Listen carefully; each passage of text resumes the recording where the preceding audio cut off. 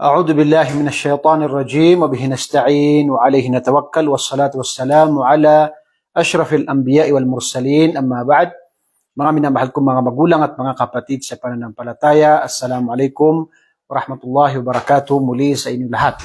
Ngayong araw po ang paksa na pag-usapan natin ay ang Usul as-Sunnah ni Imam Ahmad rahimahullah. At ito po ang pinakahuling episode natin sa libro na nagmula kay Imam Ahmad rahimahullah. Ang paksa na pag-usapan natin ay dalawa. Una-una, al-imanu biwujudil jannati wan nar. Ibig sabihin, ang paniniwala sa pagkalikha ni Allah subhanahu wa ta'ala sa impyerno, paraiso at saka impyerno na sila ay nalikha na ni Allah subhanahu wa ta'ala. Pangalawa ay wujubus sala ala al-muwahhidin wa du'a lahum walau kanu usat. Ibig sabihin ay ang pagdarasal sa mga muwahhidin. Ibig sabihin sila ng mga nanatili sa tauhid ni Allah subhanahu wa ta'ala. Ito ay obligado at ganun din ang panalangin para sa kanila kahit na sila ay nakagawa ng mga pagkakasala.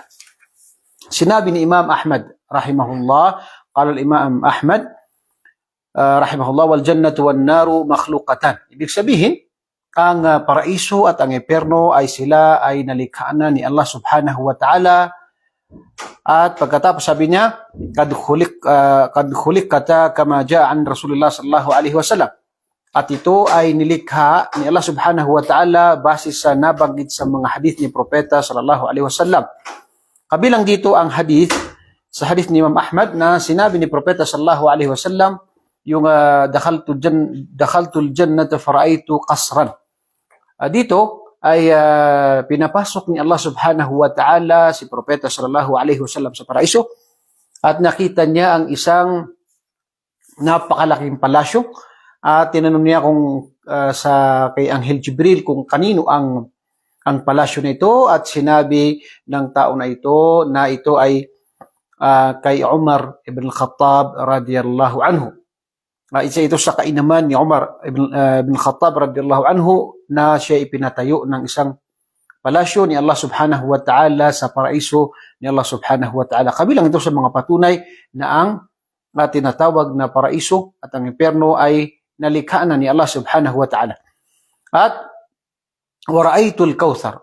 Waraitul kauthar. Ang kauthar, ito ay nabanggit din sa hadith ni Abu Ya'la sa hadith ni Anas bin Malik radiyallahu anhu. Ang kauthar ay ito yung tinatawag na kung saan dito iinom yung mga tinatawag na makakapasok sa paraiso ni Allah subhanahu wa ta'ala na kapag sila ay nakainom dito ay hindi na sila mauuhaw. At sa mga hadith na nabanggit sa hadith ni Imam At-Tirmidhi, ito ay tinama ni Sheikh Albani rahimahullah na sinabi ni Propeta sallallahu alaihi wasallam, ittala'tu fin nari fara'aytu akthar ahliha an-nisa' wa tala'tu fil jannati fara'aytu akthar ahliha al-fuqara. Ito ay isang hadith na kung sinabi ni Propeta sallallahu alaihi wasallam at nakita ko ang impyerno at nakita ko na napakarami dito ay mga kababaihan. At dito hindi ibig sabihin na ang babae ay ipupuno sa impyerno, hindi, kundi dahil sa kanilang gawain. Dahil sa kanilang gawain. Kabilang diyan sa hadith na nabanggit ni Propeta sallallahu alaihi wasallam kung bakit paparusahan ng mga babae, bakit marami sila sa tinatawag na impyerno dahil sa yung tinatawag na nakakalimutan nila ang lahat ng mga gawaing mabubuti ng kanilang asawa kapag sila ay nakagawa ng kahit isang pagkakamali. Yan ang tinatawag na dahilan na kabilang sa nabanggit sa hadith kung bakit marami mga babae ang makakapasok sa impyerno. At ang pagpasok sa impyerno ng isang tao ay ito ay nakadepende sa kasalanan ng isang tao. At ito ay hindi dahil sa siya isang babae o isang lalaki. Ngunit dahil sa specific na kasalanan na ito ay dahil dito ay marami ang makakapasok sa impyerno na kababaihan dahil sa mga kasalanan na ito. At sinabi niya, watala'tu fil jannati fara'aytu akthar ahliha al-fuqara. At ako ay nakita ko ang paraiso at karamihan sa nakita ko dito ay mga mahihirap. Kabilang ito sa kainaman ng pagtitiis dahil ang isang tao kapag siya ay nagtiis sa mga pagsubok ni Allah, siya ay nagpasalamat sa mga biyaya ni Allah subhanahu wa ta'ala, nanatili ang kanyang pagtitiis at yung kanyang tinatawag na pasasalamat kay Allah ay siya ay tinatawag na bibiyayaan ni Allah subhanahu wa ta'ala. At ganoon din ang mga may hirap ay walang masyadong bibilangin sa kanilang mga kayamanan. Dahil kabilang sa nabanggit sa hadith ay bibilangin sa tao ang kanyang kayamanan. Saan niya ito nakuha at saan niya ito ginamit? Kabilang ito sa itatanong ni Allah subhanahu wa ta'ala sa isang tao kapag siya ay darating sa kabilang buhay. Kaya narapat na ang tao alam niya na kinuha niya ito sa halal at ginamit niya ito sa halal. Yan ang kabilang sa itatanong. Pagkatapos sinabi niya yung tinatawag na hadith na mahaba, فَمَنْ زَعْمَ أَنَّهُمَا لَمْ تُخْلَقَ فَهُوَ مُكَذِّبٌ بِالْقُرْآنِ وَأَحَادِيثِ رسول الله صلى الله عليه وسلم وَلَا أَحْسَبُهُ يُؤْمِنُ بِالْجَنَّةِ وَالنَّارِ. Sinabi ni Imam Ahmad rahimahullah na sino man ang mag-angkin o magsabi na ang paraiso at impyerno ay hindi pa nalilikha ni Allah subhanahu wa ta'ala ay siya ay sinungaling. Pinasinungalingan niya ang Quran at pinasinungalingan niya ang mga hadith ni Propeta sallallahu alaihi wasallam at wala ahsabuhu at hindi ako naniniwala, hindi ko siya ibinibilang na siya ay naniniwala sa paraiso at impyerno. Yan ay kabilang sa mga pananaw ng Ahlus Sunnah wal Jamaah na ibig sabihin na kapag ito ay hindi pinaniwala ng isang tao ay maaari siyang lumabas o lalabas siya sa akida ng Ahlus Sunnah wal Jamaah. Kabilang sa mga dalil ay katulad pinakaunan na nabanggit dito yung sa hadith na kung saan ay tinanong ni Propeta sallallahu alaihi wasallam nung siya ay nag-Isra wal Mi'raj, siya ay nakita niya ang mga tao na pinaparusahan sa impyerno at nakita niya ang mga tao sa paraiso na sila ay may mga biyaya doon at kabilang doon ang tinatawag na palasyo ni Umar ibn Khattab.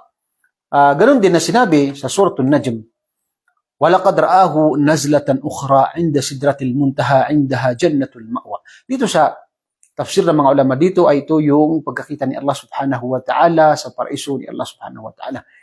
Ganun din sinabi ni Allah sa Surah Ali Imran, وَأُعِدَّتْ لِلْمُتَّقِينَ.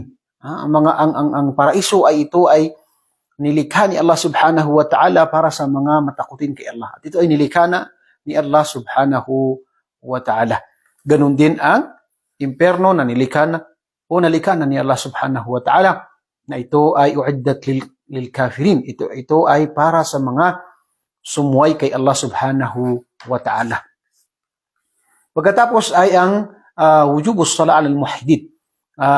Narapat o obligado na magsagawa ng sala sa mga muwahhidin wa du'a lahum at panalangin para kasi nila walau kanu usat, kahit na sila ay mga tao na makasalanan. Ang pinakamahalaga dito ay sila ay hindi lumabag o lumabas sa Islam kahit na sila ay nakagawa ng malaking kasalanan. Dahil sinabi sa hadith ni Propeta sallallahu alaihi wasallam, kullu bani Adam khata' wa khairul khata'in at-tawwabun, o kama qala Nabi sallallahu alaihi wasallam, lahat ng angkan ni Adam ay nagkakasala at ang pinakamainam sa kanila ay sila na palagian na nagbabalik loob kay Allah subhanahu wa ta'ala. Sinabi ni Imam Ahmad bin Hanbal rahimahullah, wa man mata min ahli al-qiblati muwahhidan yusalla alayhi wa yustaghfaru lahu wa la yuhjabu anhu al-istighfar wa la tutraku as-salah alayhi li dhanbin adnabahu saghiran kana aw kabiran amruhu ila Allah. Ibig sabihin, sinabi ni Imam Ahmad rahimahullah, kabilang ito sa paniniwala ng Ahlus Sunnah wal Jamaah, na sino man ang mamatay min ahli al-qibla, ibig sabihin siya ay isang Muslim. Sino man ang mamatay na siya isang Muslim at siya isang muwahhid. Ibig sabihin ng muwahhid ay nanatili siya sa tauhid, kaisahan ni Allah. At hindi siya gumagawa ng gawaing shirk o pagtatambal kay Allah subhanahu wa ta'ala. Yusalla alayhi. Siya ay sasagawahan ng sala para sa patay, para panalangin kay Allah na siya patawarin ni Allah subhanahu wa ta'ala. Wa yustaghfaru lahu at hihingi ng kapatawaran kay Allah para sa kanya. Wala yuhjabu anhu al-istighfar at hindi ipagbabawal sa kanya ang paghingi ng kapatawaran kay Allah para sa kanya. Wala tutraku salatu alayhi lidhanbin adnabahu at hindi nararapat na iwanan ng pagdarasal sa kanya o pagdarasal sa patay para ipanalangin kay Allah na siya patawarin ni Allah kahit na siya ay may nagawang kasalanan, ito man ay maliit o malaki, dahil tunay amruhu ilallah, dahil siya ay tinatawag na kanyang kalagayan ay ito ay nasa kamay ni Allah subhanahu wa ta'ala o nasa kapangyarihan ni Allah subhanahu wa ta'ala. Kung gustuhin ni Allah na siya ay papasukin sa paraiso na diretso, yan ay maaari kay Allah subhanahu wa ta'ala, at maaari naman na siya ay parusahan, ngunit siya ay papasukin pa rin ni Allah sa kaniyang paraiso dahil sa ang mga mananampalataya na mayroong isang katiting sa puso niya ang tauhid ay tinatawag na makakapasok sa paraiso kahit na sila ay parusahan sa mga nagawa nilang mga kasalanan kay Allah subhanahu wa ta'ala. Kabilang dito ang nangyari sa panahon ni Propeta sallallahu alaihi wasallam, isa sa mga munafiqin na si Abdullah bin Ubay ibn Salul, nung siya ay namatay, ay hiningi ng kanyang anak na ibigay sa kanya yung kanyang damit para gawing pambalot sa kanya. At pagkatapos ay hiningi niya na siya ay magsagawa ng sala sa kanyang tatay, na itong si Abdullah bin Ubay bin Salul, na isang munafik. At pagkatapos ay Propeta sallallahu alaihi wasallam binigay niya ang kanyang puting damit, at pagkatapos ay gusto niya magsala. At pinigilan siya ni Umar ibn Khattab radhiyallahu anhu. Sinabi ni Umar radhiyallahu anhu na, "Ya Rasulullah, ikaw ay pinigilan o pinagbawalan ni Allah subhanahu wa ta'ala. Bakit mo gagawin yan?" So dito sinabi ni Propeta sallallahu alaihi wasallam, pinapili ako ng Allah sa surah At-Taubah na istaghfir lahum aw lam tastaghfir lahum in tastaghfir lahum 70 marra. Istaghfir lahum aw la tastaghfir lahum. Kahit ikaw ay humingi ng kapatawaran sa kanila o hindi, kahit 70 beses ka humingi ng kapatawaran sa kanila, hindi sila patatawarin ni Allah. Dahil sila ay mga munafik, sila ay mga hindi mananampalataya. At sa ibang riwaya, ang Propeta sallallahu alaihi wasallam ay siya ay nagsagawa ng sala kay Abdullah ibn Salul, Abdullah ibn Ubay ibn Salul, dahil ang anak niya si Abdullah, kaya dapat banggitin natin Abdullah bin Ubay bin Salul. Sinabi ni Allah subhanahu wa ta'ala, ibinaba yung talata na pinagbabawal na siya ay magsagawa ng sala sa isang kafir o munafik. Wala tusalli ala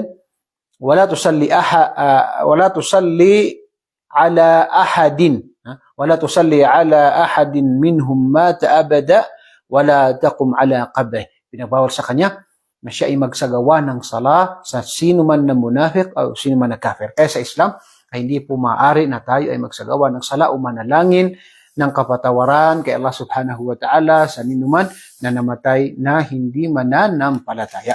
Yan po ay malinaw na dalil sa Quran na pinagbawalan mismong Propeta sallallahu alaihi wasallam. At meron ding katanungan dito na ang Propeta sallallahu alaihi wasallam, meron isa sa mga sahaba ang meron siyang utang, at ang Propeta sallallahu alaihi wasallam ay hindi siya nagsagawa ng sala sa tao na ito. Sabi niya sa mga sahaba, "Sallu ala sahibikum." Kayo ay magsala sa inyong kasamahan. Ngunit ang ginawa ng mga sahaba, sinabi ni Propeta sallallahu alaihi wasallam na kayo ay meron ba siyang utang? Sinabi nila na meron, at sabi niya kayo ay magsala sa inyong kasamahan. So dito, ayon sa ating mga ulama, ay kung ang isang tao ay isang kinikilala at saka meron siyang katungkulan na isang imam, isa sa mga ulama, ay dapat na hindi siya magsagawa ng sala kung nakikita niya na ito ay makakabuti sa mga tao na gumagawa ng mga malaking kasalanan, para iwasan ng mga tao ang kasalanan. Dahil may isip ng isang tao na kapag ako ay namatay din, hindi sa akin magsasagawa ng sala ang mga ulama o ang mga may kaalaman. Kaya dahil dito ay ayon sa ating mga ulama ay dapat tingnan ng isang imam kung ano ang makakabuti.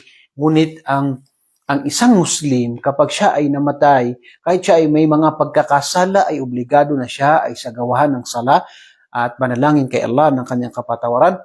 Siya man ay makasalanan, malaki man o maliit ang kanyang kasalanan, yan ay dapat na sagawahan ng sala. Ngunit ang imam, sabi nga nila, ang imam na kilala ay narapat na tingnan niya kung ano makakabuti. Kung makakabuti ay iwanan niya at sabihin niya sa kanyang mga kasamaan, kayo magsala sa kanya, para malaman ng mga tao na hindi ganun yung kadali yung tinatawag na kapag namatay isang tao na patuloy siya sa paggawa ng mga kasalanan, ay siya pala ay pinagtatabuyan, siya pala ay hindi sinasagawa ng sala ng mga kilalang mga ulama at kilalang mga tao na may takot kay Allah, ay mas mainam yun na gawin ng imam.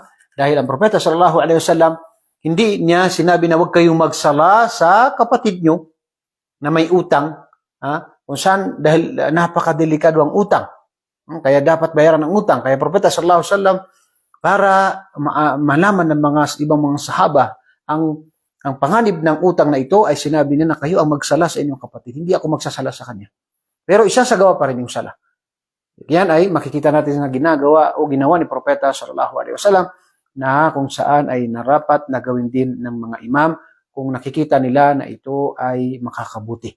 Ito po ang pinakahuling episode ng kitab na Usul as-Sunnah ni Imam Ahmad bin Hanbal rahimahullah. Nawa ay nakatulong sa atin ang pag-aaral na ito, at hiling ko kay Allah subhanahu wa ta'ala na tayo ay kanyang patawarin, gantimpalaan, at ganoon din na tanggapin ni Allah ang ating mga mabuting gawa.